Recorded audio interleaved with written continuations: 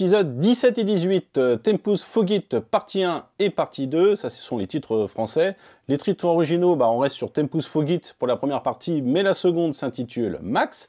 Les deux épisodes sont écrits par Chris Carter et Frank Spotnitz, et c'est réalisé par Rob Bowman pour la première partie et Kim Manners pour la seconde. Alors, nouveau diptyque mythologique pour la saison, et on remonte considérablement le niveau après le double épisode de Tunguska. Vous savez, il s'est raccourci hasardeux, ses ramifications un petit peu confuses. Je vous renvoie évidemment à ma chronique plutôt déceptive. Ici, on explore la disparition mystérieuse de Max Fenning. Rappelez-vous de Max Fenning dans l'épisode L'Ange déchu dans la première saison. Donc ce brave Maximilien, le pauvre, il disparaît après un crash aérien qui impliquerait potentiellement une intervention extraterrestre.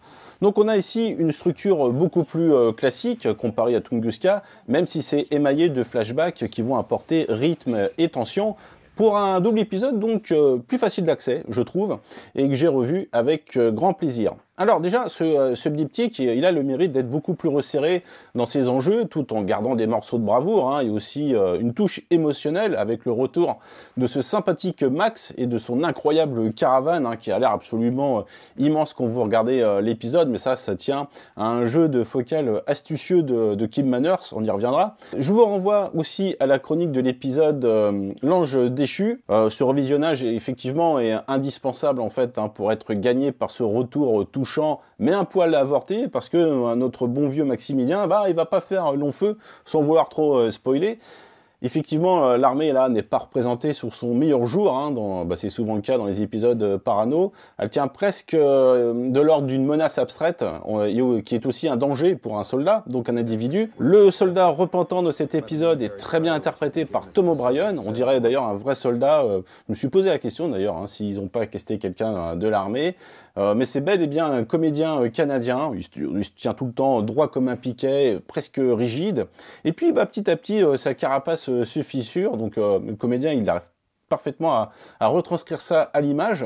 Le personnage qui joue, donc Louis Frisk, avant d'être au sein d'une organisation régie par des ordres auxquels on demande d'obéir et pas de réfléchir, c'est avant tout un homme qui voit ses certitudes s'ébranler, donc on sent bien la présence écrasante d'une organisation invisible, alors qu'elle n'est jamais filmée frontalement. C'est le sentiment d'un mal diffus des hautes instances qui contrôle ou tente de contrôler la vérité et qui cerne ses proies, donc Max, ou bien ce soldat qui décide finalement de témoigner. Alors évidemment, pour personnifier cette menace, il faut quand même des antagonistes. Donc on a deux hommes de main en particulier, quand l'un disparaît, l'autre le remplace. On va passer comme ça à une espèce de variante de Jason Statham première période. Donc là, on peut voir notre tueur reconstituer un pistolet dans les chiottes de l'avion, un petit peu façon John Malkovich dans La ligne de mire. Ouais, mais moi je trouve qu'il ressemble à Frank Gastambide. C'est pas le sujet. Ou bien Christopher Lee dans L'homme au pistolet d'or. Peut-être, mais il ressemble à Frank Gastambide. Moi je trouve qu'il ressemble surtout à Ferme ta gueule. Un moustachu, genre Tom Skerritt d'occasion.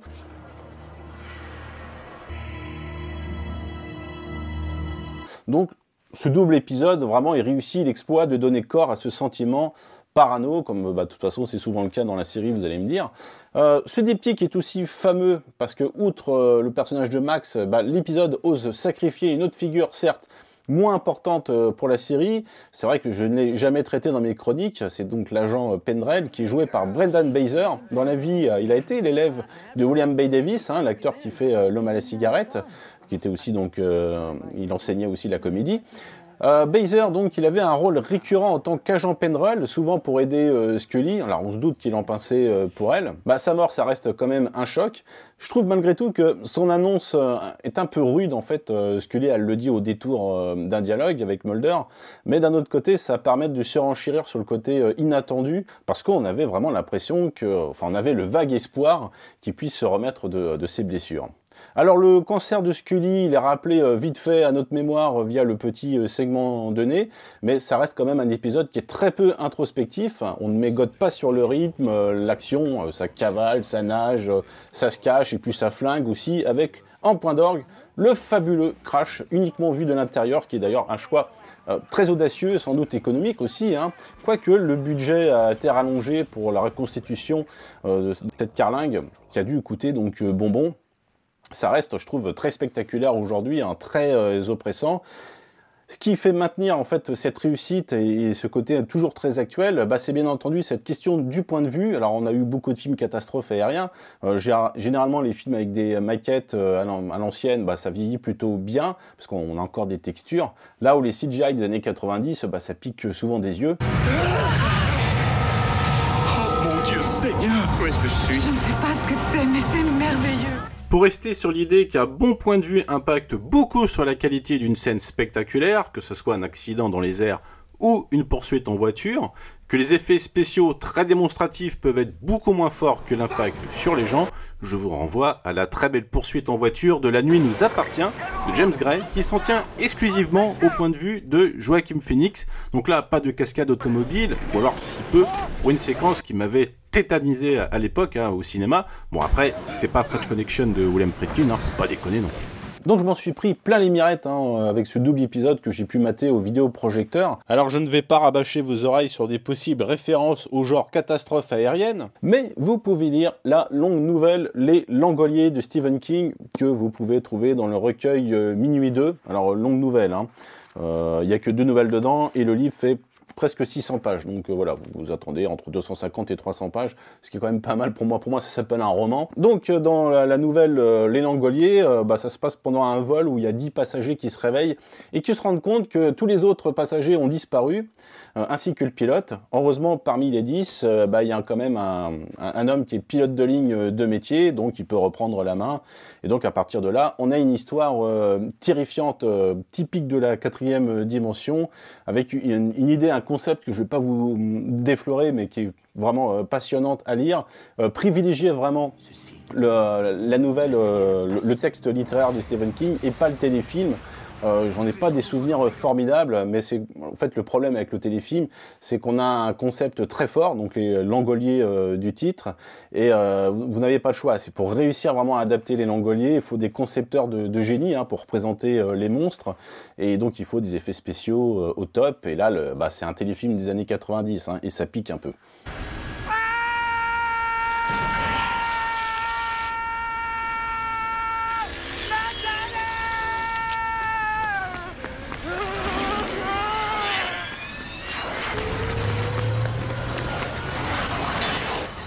Comme pour Tunguska, alors j'ai une préférence pour l'épisode réalisé par Kim Manners vis-à-vis de Bowman. Donc, de plus, il nous dispense d'un commentaire audio qui est présent dans le coffret Blu-ray. Vraiment, il est très très intéressant. Il y a pas mal d'anecdotes sur le comédien Brendan Fraser, donc celui qui campe l'agent Penrell. La scène sous-marine d'ailleurs filmée, on apprend que ça a été fait dans un tout petit bassin, donc il a fallu tricher avec des focales courtes. C'est un grand amoureux des focales courtes, Kim Manners. C'est pour ça que dans les scènes dans la caravane, on a vraiment l'impression que le truc fait 40 mètres carrés, quoi. Alors on en apprend pas mal d'autres sur l'épisode réalisé par Kim Manners. On sait que David Duchovny s'est gelé les couilles. Alors en plus ça se voit à l'image, franchement. C'est pour ça que pour une fois je trouve qu'il joue pas trop mal. Parce qu'en plus d'avoir une eau gelée, il pleuvait. Ça se voit avec les reflets de la pluie sur les phares. Manners, moi je trouve franchement qu'il s'est surpassé. Donc aussi bien pour les scènes de dialogue que d'action. Il y a même des simili plans en séquence caméra à l'épaule quand les militaires enferment les corps dans des housses mortuaires. Il y a un effet comme ça déstabilisant, on a vraiment donc l'impression d'un épisode riche, épique. Vous avez par exemple la scène sous-marine qui en soi n'a rien de spectaculaire, il se passe pas un truc de ouf non plus, mais visuellement il y a un ton qui la démarque. Alors il y a aussi une scène qui m'a beaucoup soufflé par la lumière, par la direction artistique aussi, donc c'est la séquence où le superviseur défouille sur le site du crash et témoin du passage d'un ovni.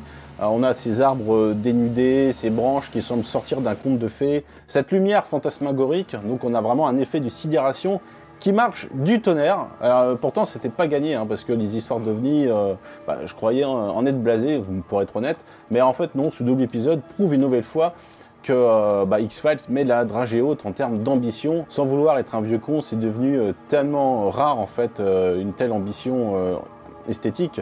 Il suffit de voir par exemple sur les plateformes du streaming, on a un éclairage souvent très plat. Alors évidemment il y a des exceptions, mais très souvent malheureusement vous pouvez voir que visuellement c'est très interchangeable.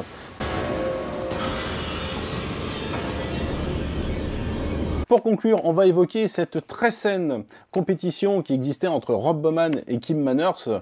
Il régnait vraiment une bonne camaraderie entre eux, hein, mais en fait, il y a des propos qui sont rapportés par Kim Manners qui m'ont beaucoup fait rire dans le guide officiel. Rob et moi, on avait vraiment l'esprit de compétition, rit Kim Manners. Je regardais ses rushs et je me disais, le salaud, parce qu'il avait tourné un super plan, une super scène. Lui regardait les miens et venait me voir pour me traiter de fils de pute. Voilà. Bon, c'est dommage, on peut plus trop parler comme ça vis-à-vis de ses collègues aujourd'hui. Enfin bon, sauf si vous partagez avec lui évidemment le même humour, mais en tout cas moi ça me fait bien marrer. Voilà, écoutez, c'est tout pour aujourd'hui. J'espère que ça vous a intéressé et puis je vous dis à bientôt, ciao.